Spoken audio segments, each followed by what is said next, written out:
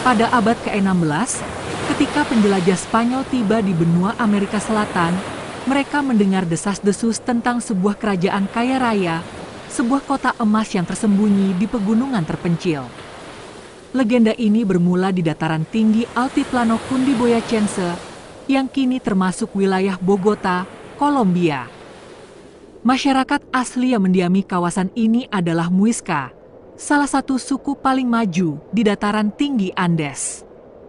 Mereka tidak membangun piramida megah seperti Aztec atau Inca, tetapi mereka memiliki tradisi emas yang luar biasa. Emas bagi Muisca bukan hanya harta benda, tapi simbol spiritual untuk menghormati dewa-dewa alam.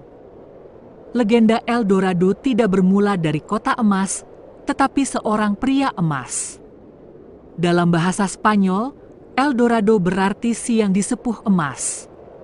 Setiap kali seorang kakike atau kepala suku Muisca baru dinobatkan, ia akan menjalani ritual sakral di Danau Guatavita.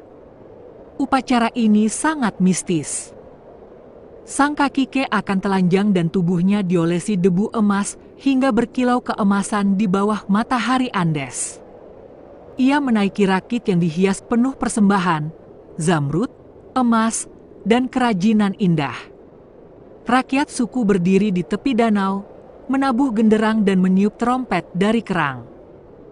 Sang kakike kemudian menyelam ke tengah danau, membasuh emas di tubuhnya ke air, lalu menenggelamkan persembahan berharga ke dasar danau, mempersembahkan semuanya untuk dewa-dewa dan memohon perlindungan.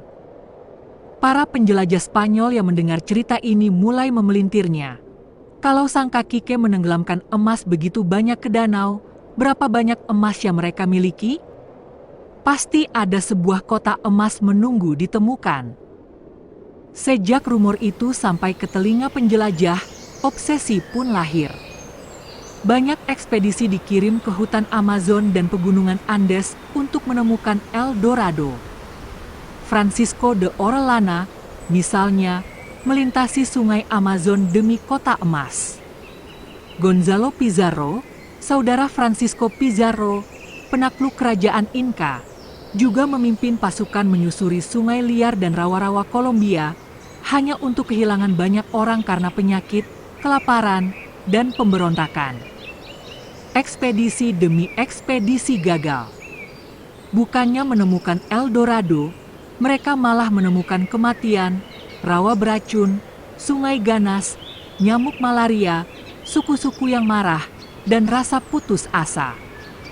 Danau Guatavita menjadi fokus utama. Para penjelajah dan penambang mencoba berbagai cara. Pada tahun 1545, konkuistador atau penakluk Hernan Perez de Quesada mencoba menguras danau dengan ember. Pada tahun 1580-an, seorang pengusaha Spanyol membangun terowongan dan saluran air untuk mengeringkan sebagian danau. Sebagian dasar danau pun muncul. Beberapa potongan emas dan artefak Muisca berhasil ditemukan, membuktikan bahwa ritual itu nyata, tetapi kota emas tetap tak pernah ada. Setelah berabad-abad, El Dorado tidak pernah ditemukan karena memang bukan kota. Yang ada hanyalah sisa-sisa upacara kuno dan artefak emas Muisca yang tersebar di museum di Bogota. Yang paling terkenal adalah Muisca Raft, sebuah artefak kecil dari emas murni yang menggambarkan rakit upacara sang kakike, kini disimpan di Museum Emas Bogota Museo del Oro.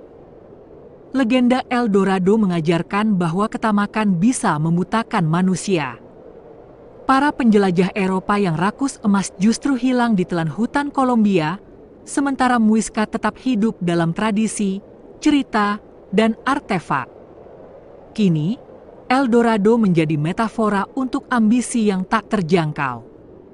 Ia adalah impian manusia akan kekayaan tanpa batas, impian yang seringkali menelan lebih banyak nyawa dan biaya dibandingkan harta yang didapat. Dan Danau Guatavita, tempat upacara itu dahulu dilakukan, masih tenang di pegunungan Kolombia. Airnya biru kehijauan, memantulkan langit, seolah-olah masih menyimpan rahasia, memanggil siapa saja yang berani bermimpi akan emas yang tak pernah ada. Apakah legenda ini menarik? Tulis di kolom komentar. Jangan lupa subscribe. Terima kasih.